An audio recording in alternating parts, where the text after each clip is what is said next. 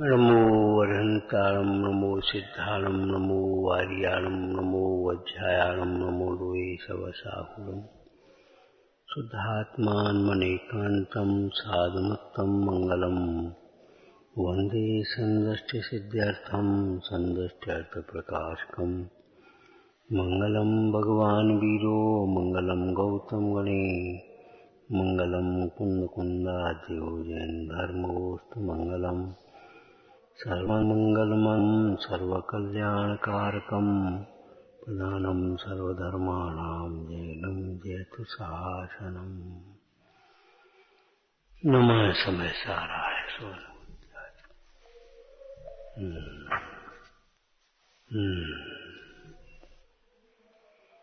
अपनी भूल स्वीकार करना अनंत पुरुषार्थ का काम। बहुत सरलता चाहिए, विवेक चाहिए, तो जीव अपनी भूल स्वीकार करता रहता है। पूजा में क्या लिखा? कर्म विचारे कौन, कर्म विचारे कौन, भूल तेरी अधिकाई। अग्नि सहे घनघात, लोह की संगत।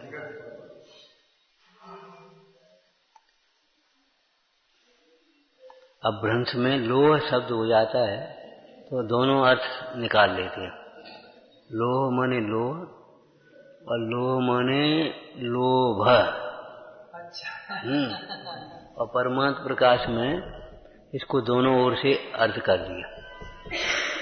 जैसे लोह की संगति से अग्नि पिटती है, अग्नि सहे घन घात, घनों की आघात को।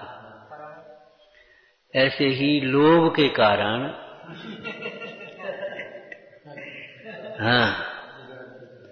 चाहे वो धन वैभव का लोभ हो, चाहे पद प्रतिष्ठा का लोभ हो, चाहे विषयों का लोभ हो, चाहे गेयों का लोभ हो,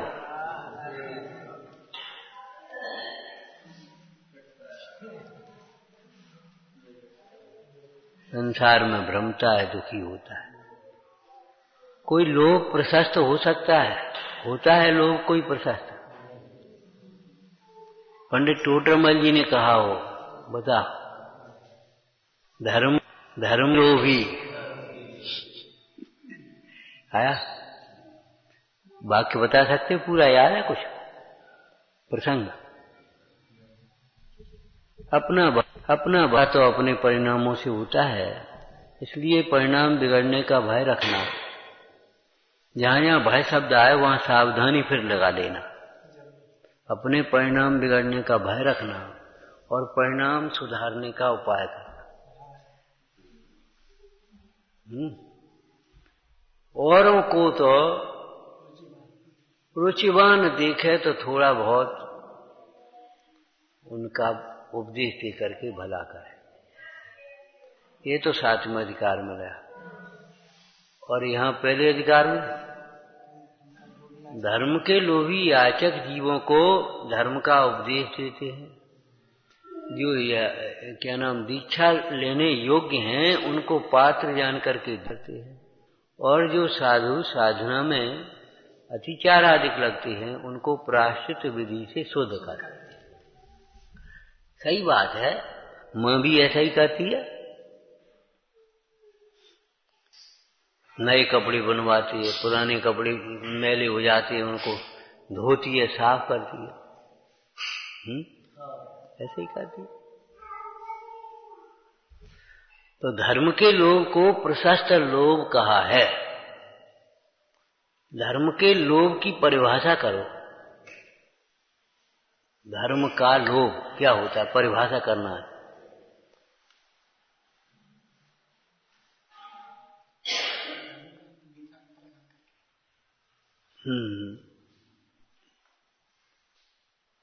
अरे भाई, लोभ किसे कहते हैं? परिभाषा बोलो, बाल बोध से है बेटा। लालच तो पर्यायवाची हो गया, परिभाषा नहीं हुई। इष्ट जानकर चाहना, ये मुझे मिल जाए, ऐसे धर्म का लोभी माने धर्म को इष्ट जानकर, धर्म को सुख का कारण जानकर चाहना, ऐसा धर्म हमारे जीवन में प्रकट हो गए। इसका नाम है धर्म का लोभी। जो धर्म के लोभी हैं वे भगवान का दर्शन करते हैं तो क्या सोचते हैं, हे भगवान आप जैसी वितरागता हमें भी प्राप्त हो, ऐसी भी समता हमें भी प्राप्त हो।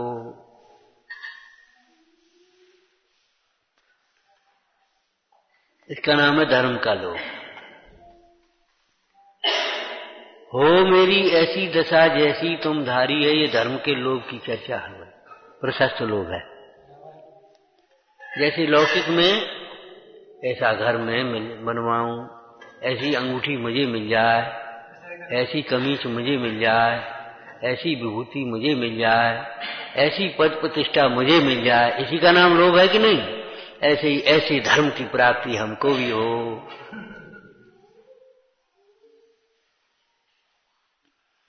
तुमने सब विघ्न पौधों पर समदर्शी बन जय पाई है। नीचे की लाइन बोलोगे, ऐसी समता में भी पाऊं, ये हो गया धर्म का। ऐसी समता में भी पाऊं यह मेरे हृदय समाई है।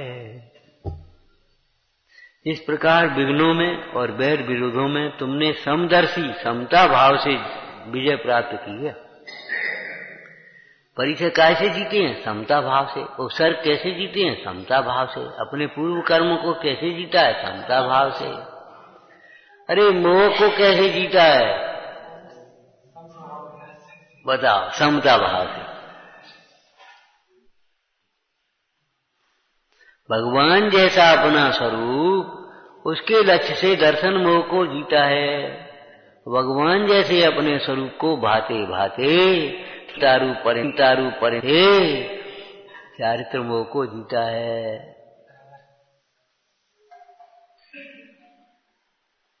नियम सारगी में एक निर्मद शब्द आया, आत्मा निर्मद है। टीकाकार मुंडाज ने उसकी व्याख्या क्या की? परम समरसी भाव होने से, सर्वथा अंतर्मुखी होने से, सर्वथा अंतर्मुखी होने से, परम समरसी भाव होने से वे निर्मद हैं। मद रहते हैं माने उनको अभिमान नहीं होता। केवल अभिमान ही नहीं होता ऐसा नहीं है, क्रोध भी नहीं होता, मान भी नहीं होता, माया भी नहीं होती, लोभ भी नहीं होता। इसीलिए उस परिणाम का नाम क्षमा है, उसी परिणाम का नाम साम्य भाव का स्वरूप लीनता के परिणाम का नाम मार्जव है, आर्जव है, शौच है। उसी का उस परिणाम में इंद्रिय के विषयों की चाह नहीं होती, इसलिए उसी का नाम संयम है। अरे अरे क्या कहें, उसमें किसी प्रकार की अभिलाषा नहीं होती, इसी का नाम तप है। और उसमें समस्त प्रभाव से रहित हो जाता है जी, इसलिए त्याग है। और उस अंतर्मुखी परिणति में, उपयोग में परमाणु मात्र अपना नहीं भासता, इसलिए उसी का नाम आकिंचन है। और स्वरूप में आनंद प्रकट होता है, स्वाधीन होती, उसी का नाम ब्रह्मचर्य, ब्रह्मानंद। ब्रह्म स्वरूप के अनुभवन से उत्पन्न आनंद, ब्रह्मानंद। ज्ञानमयी आनंद है वो, ज्ञानानंद। सहज है वो आनंद, सहजानंद उत्कृष्ट है, इसलिए परमानंद। हमेशा रहेगा, इसलिए नित्यानंद। उस एक ही के नाम है। जैसे 1008 नाम, कितने भगवानों के? 1000 भगवानों के 1000 नाम है। एक ही भगवान के 1008 नाम है, और 1008 नाम क्या? अनंत नाम है, कहे नहीं जा सकती वाणी से।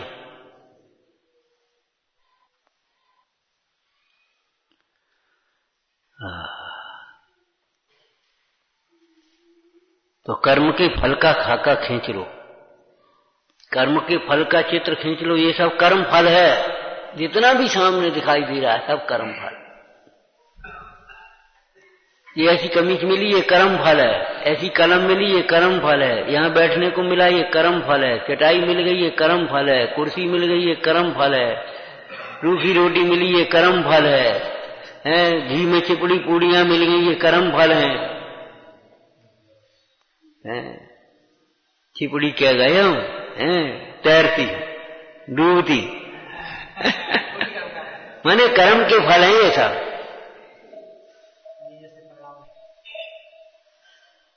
जो सारा संसार कर्म फल है। अतीन्द्रिय आनंद वह धर्म फल है, वह धर्म का फल है। सिद्ध दशा वह धर्म का फल है, और संसार दशा वह कर्म का फल है। तो कर्म जो बंधे हैं वे उदय में तो आएंगे, अपना फल तो देंगे। फल को मालूम है कर्णानी योग की भाषा में क्या कहते हैं? विपाक। विपाक कर्म का उदय दो प्रकार का पढ़ा होगा आपने, एक विपाक उदय, एक प्रदेश उदय। कर्म का जो दो प्रकार, विपाक उदय, एक प्रदेश उदय। जिस समय कर्म का उदय आता है और जीव उसमें नहीं जोड़ता है तब वो प्रदेश उदय है, माने अपने आया और चला गया।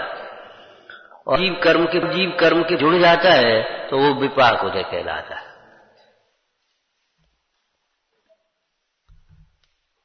जुड़े न जुड़े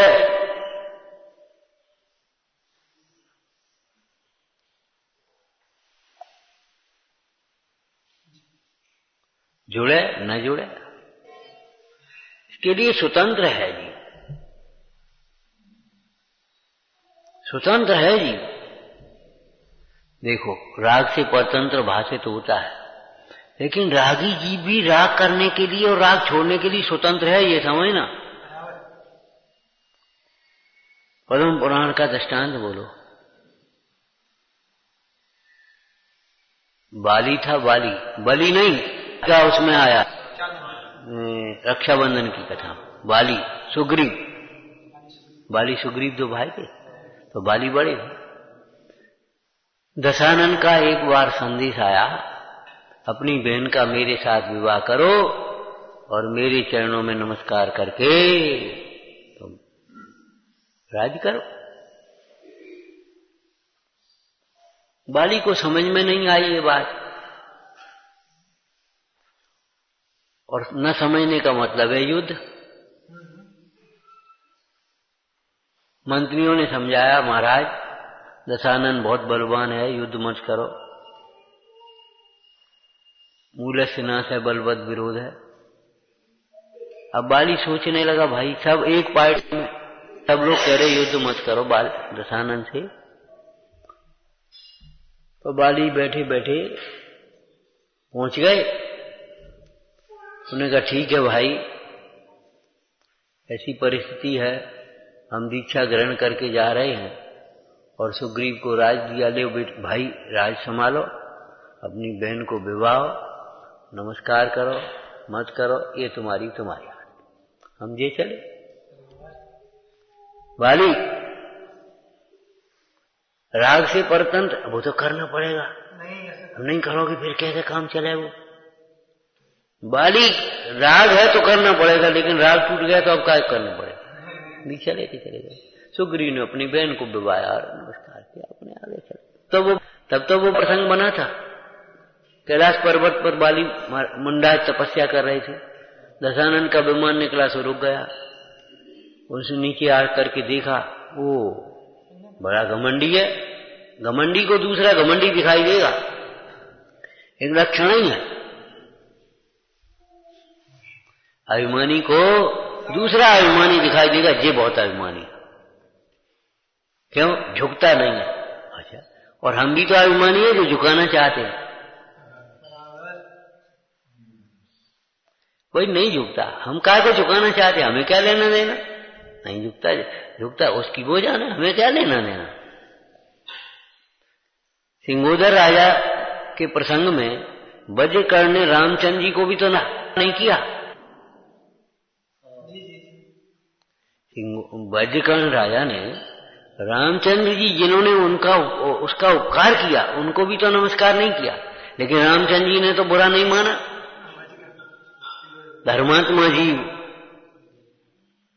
नमस्कार कराने के भूखे नहीं है, अपनी प्रशंसा के भूखे नहीं है, भोगों के भूखे नहीं है, निर्वांछक होते हैं, निष्प्रही होते हैं, अकारण उपकार करते हैं। बल्कि रामचंद्र जी ने तो उसकी प्रशंसा और करी।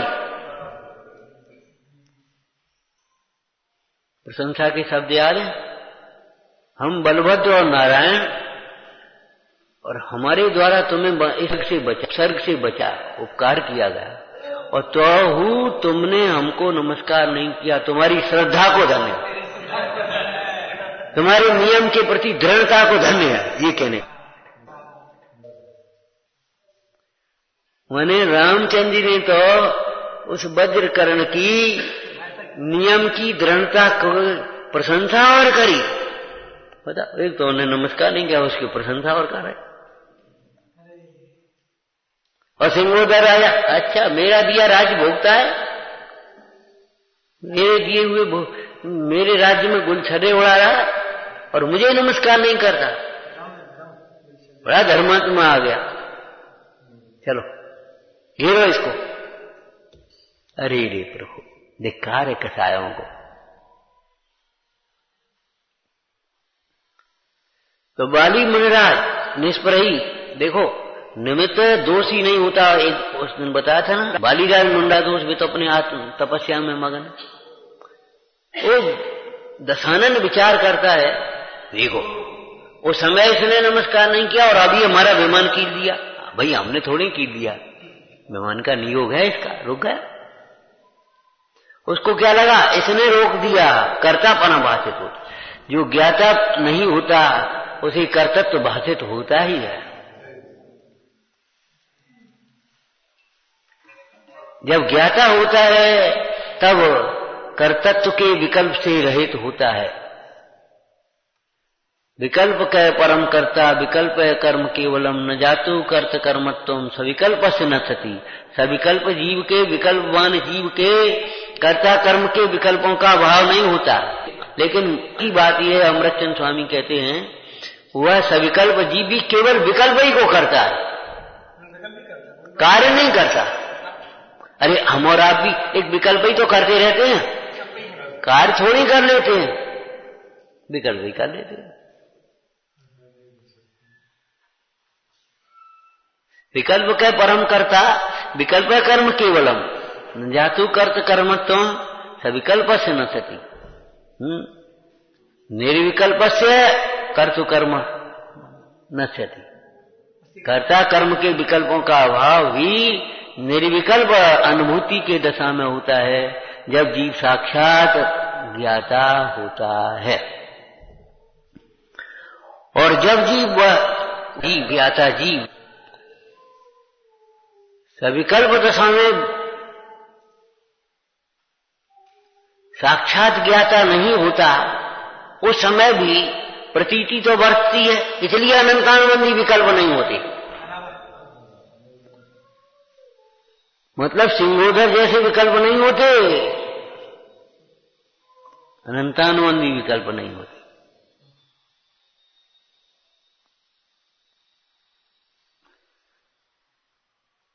और अब इसने हमारा विमान रोक दिया। अभी देखता हूं मैं, अभिमान था ना आत्मबल को, वो कमठ के प्रसंग में आया, भौतिक बल पर बोराया था, भौतिक बल पर वो बोरा रहा था, पागल हो रहा। आत्म महत्ता को नहीं समझ पा रहा था। नीचे कैलाश में घुसा और ऐसे उठाने लगा, पर्वत को मैं उठा करके फेंक दूंगा समुद्र में। अरे रे प्रभु, बाली मुंडाज को एक विकल्प आ गया, इस पर्वत पर तब जिनालय है, बस हो जाएंगे। जरा सा पैर का अंगूठा दबा दिया। अब क्या ताकत, रोने लगा, पसीना पसीना हो गया। उसी समय से ग्रंथकार कहते हैं उसका नाम रावण पड़ गया। उस प्रसंग से रावण नाम। दशानन वो हार था ना, हार पहने 10 सिर दिखा, उसमें पृथ्वी, तो वो दशानन नाम, और अब रावण नाम पड़ गया। और देखो अधिक भावों की विचित्रता, वही रावण जब वो भीख मांगने लगी पति की, मुंडाज को तो कोई विकल्प ही नहीं है, उन्होंने अंगूठा उठाया, निकल करके आया, नमस्कार किया। वही रावण ऐसी भक्ति कर रहा है, ऐसी भक्ति कर रहा है, क्या एक क्षण में, हे प्रभु, हे गुरु, हमारा अपराध क्षमा करो। मैंने जरा सी देर में कहां उपसर्ग कर रहा था विपरीत कल्पना के कारण, और अब वही रावण भक्ति में गई।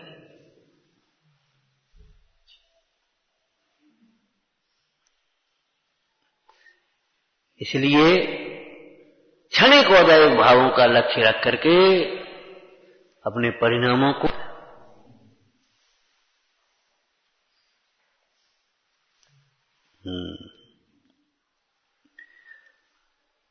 तो कर्म अपने फल में जबरन कहां जोड़ता है।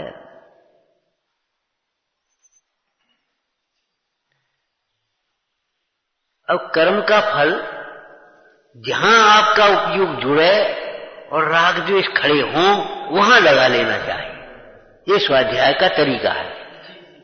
और नहीं तो तुम सोच रहे हो कर्म अपने फल में नहीं जोड़ता है, शरीर अपने फल में नहीं जोड़ता। एक रटी रटाई भाषा आप प्रयोग कर लें और लौकिक जीवन में अपना उपयोग जोड़ते रहें तो इस स्वाध्याय से आपके जीवन में समता नहीं आ पाएगी।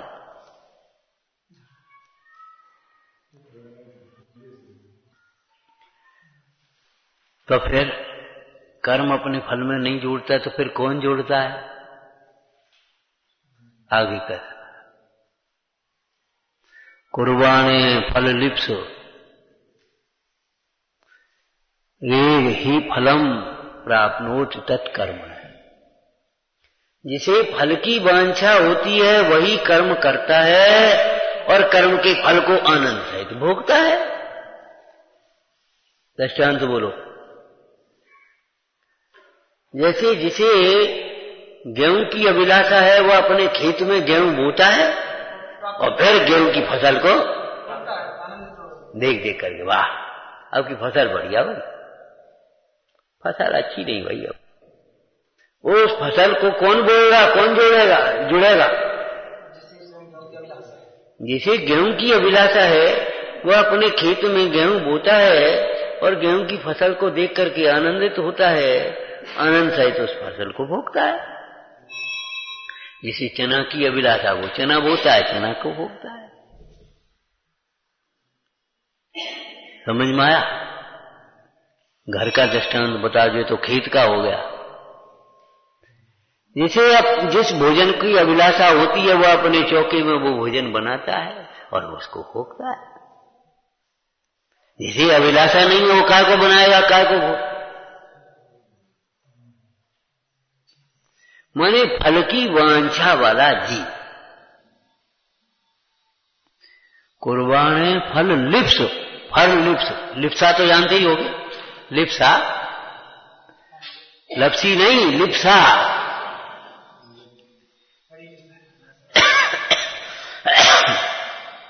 कुर्बाने फल लिप्स रेव ही फलम प्राप्नोति तत्कर्मणे। फल की वांछा वाला जीव ही कर्म को करता है। रत्तगंध साहब का चार में से गुरु रत्तगंध साहब का चार में भी दृष्टांत ही दिया है। अरे जिसे धन की अभिलाषा है वह राजा की सेवा करेगा। जिसे धन की अभिलाषा नहीं है, पद की अभिलाषा नहीं है, सेवा क्यों करे? एक दूसरे दृष्टांत उसी साहब का चार। ध्वनन शिल्पी करस्पर्शन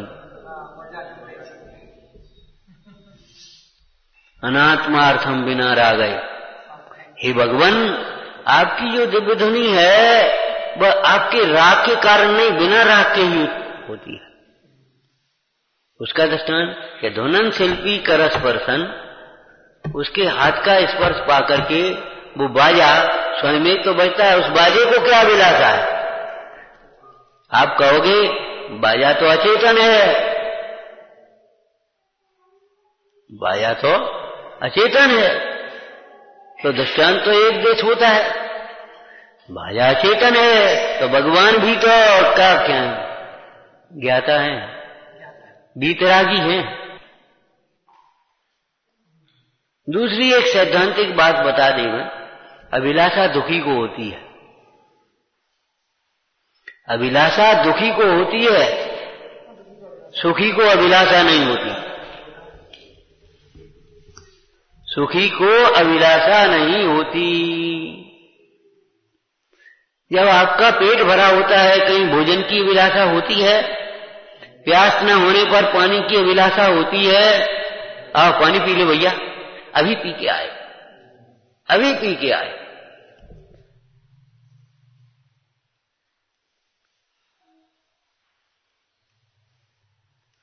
सुखी को अभिलाषा नहीं होती। और सरल दृष्टांत बताओ, कब एक करवट कब है या आसन कब बदलता है? कोई तकलीफ हो तब तो बदलेगा, और नहीं तो जी बैठा जी लेटा। कोई तकलीफ होती है तो करवट बदल रहा है। काहे करवट कैसी बदल रहा है? क्या बात है?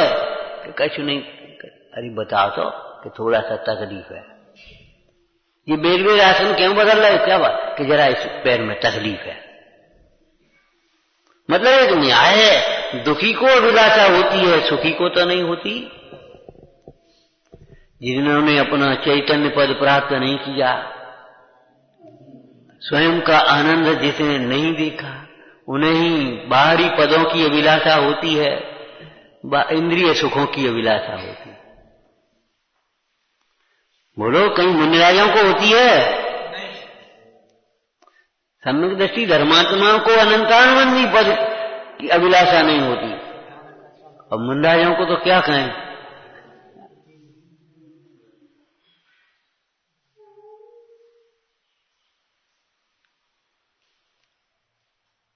क्या कहा? कुर्बान है फल लिप्स रेव ही फलम तत्प्राप्नोत यत् कर्मण है।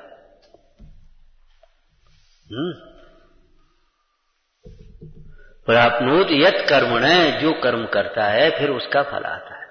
अब देखो, इसमें बेईमानी नहीं हो सकती। आप जो करता है उसी का फल आएगा। अब तुम फल दूसरा चाहो। जिसने किसी की बात करके ही सही अपने खेत में गेहूं बो दिए हैं, उसके खेत में चना कैसे आएंगे? क्या किसी के कहने से ही सही? तो दूसरों के कहने से भी जो पाप करता है उसको पुण्य का फल कैसे आएगा? जो रुचि पूर्वक हर्ष पूर्वक पाप करता है, अभिमान से पाप करता है, उसको तो फल कहां से आएगा पुण्य का?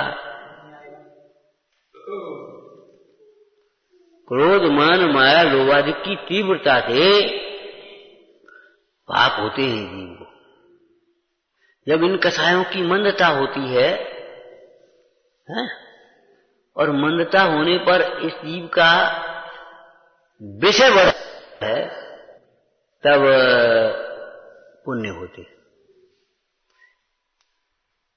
एक प्रत्याख्यान, क्या नाम, अनंतानुबंधी और अप्रत्याख्यान, दो भेद है ना। फिर प्रत्याख्यान संजलन। अनंतानुबंधी और अप्रत्याख्यान के एक अंतर को समझना। जैसे अनंतानुबंधी क्रोध और अप्रत्याख्यान क्रोध, क्या अंतर है? अनंतानुबंधी क्रोध तो ऐसा है, अपनी इच्छा के अनुकूल नहीं हुआ सो गुस्सा, ठीक है हम तुम्हें देख लेंगे। अप्रत्याख्यान क्रोध में क्या है? न्याय का विवेक रहता है।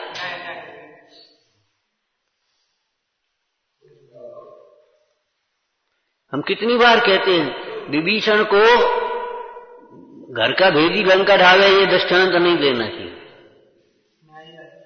क्योंकि विभीषण का तो ये कदम था, तो उसने अपने अन्याय रूप प्रवर्तन करने वाले भाई का पक्ष छोड़ करके राम का पक्ष न्याय, उसने भगवान के वचनों का भरोसा किया कि राम बलभद्र है और नारायण लक्ष्मण नारायण है और नारायण के हाथ पत नारायण का मरण होता है। इसलिए इस क्या नाम दशानन की बुद्धि भी अब वैसी हो गई, तादृशी जाए थे बुद्धि।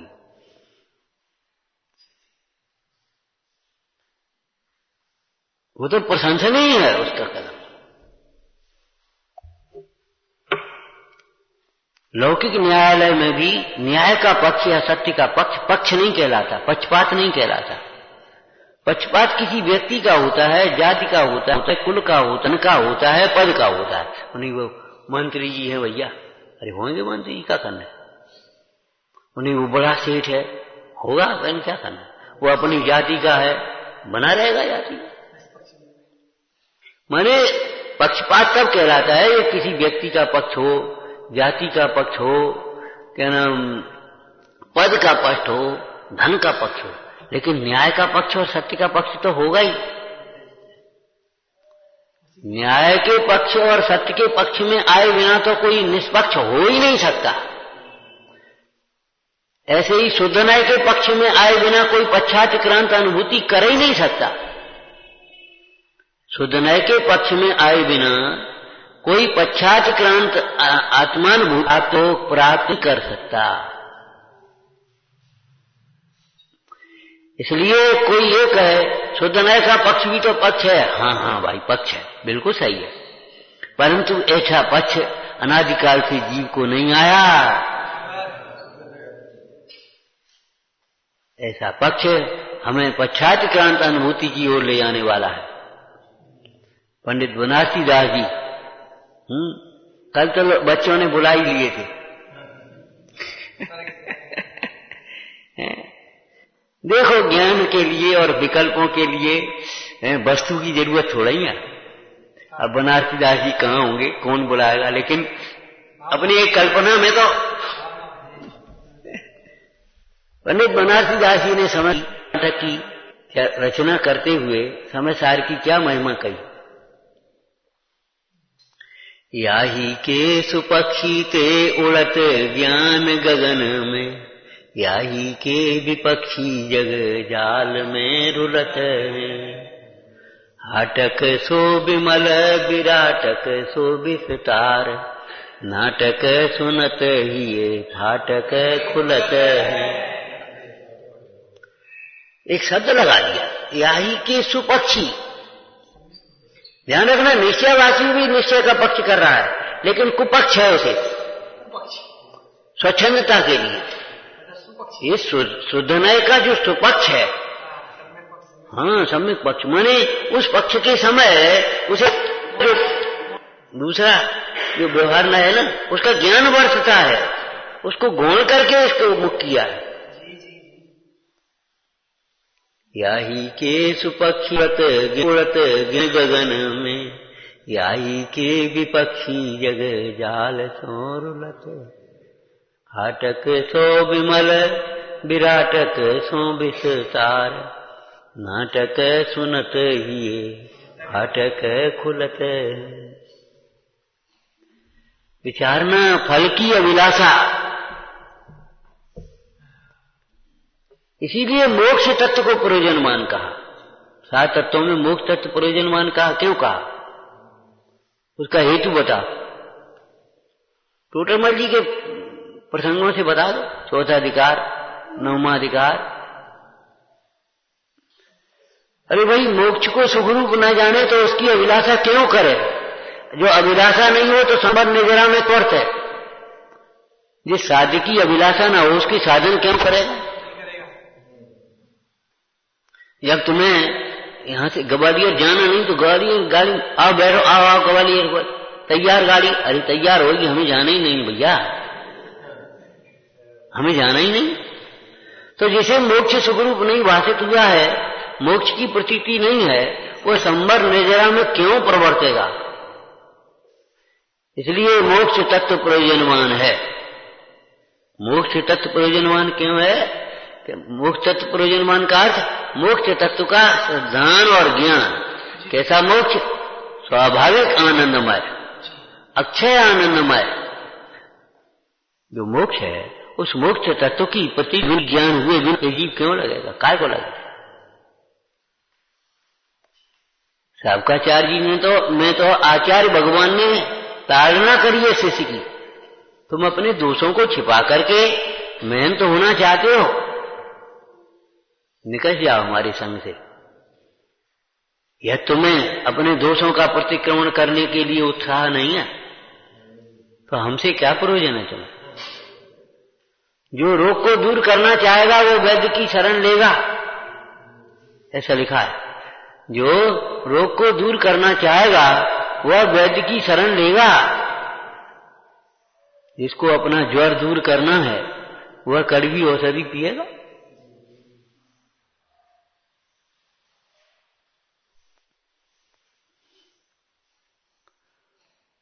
तो फल की अभिलाषा नहीं होने से यह जीव कर्म को नहीं करता। जैसे मोक्ष तत्व को न जानने वाला जीव मोक्ष मार्ग का उद्यम नहीं करता, उसे वहां रुचि नहीं है, तो वहां प्रवृत्ति भी कितनी होती, कैसी होती, ऊपर ही देखा देगी, मन नहीं लगता, उत्साह नहीं होता। आए अपने दर्शन कर ले, पूजा कर ले, स्वाध्याय कर लो, माला फेर ले, सब करने को सब कर रहे हो, लेकिन अंदर में उत्साह नहीं। क्यों? प्रयोजन पर दृष्टि नहीं, उसमें प्रयोजन भाषित नहीं होता, इसलिए उत्साह नहीं होता। ऐसे ही ज्ञानी जी सांख्य कार्यों में सुख नहीं भाषित होता, अपना प्रयोजन सिद्ध भाषित नहीं होता, इसलिए वहां उत्साह नहीं।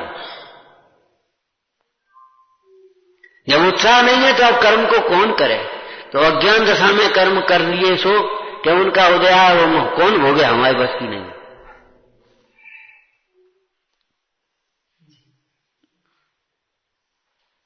तो कुर्बाने फल लिप्स रे वही फल।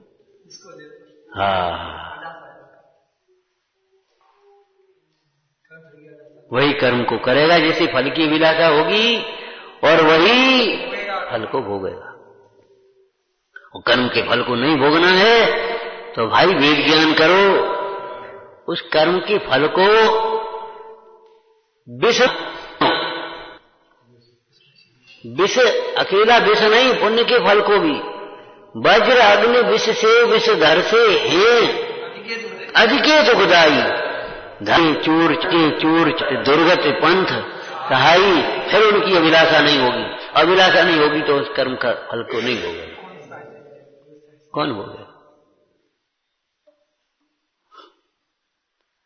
खूब लिखा है आगम में, भूधर को निकसे अव बाहर निज निर्चू घर पायो। जब बिना छूने वाला घर है, अब को जब जड़ी निकली है पानी की है खूब, अब को निकले वह है। भूधर को निकसे अब बाहर निज निर्चू घर पायो। अब मेरे समकेत सावन विचारना। हे जिनवाणी भारती तो ही जपू दिन में, जो तेरी शरणा गए सो पावे सुख चैन। वाणी के ज्ञान के तुझे लोकालो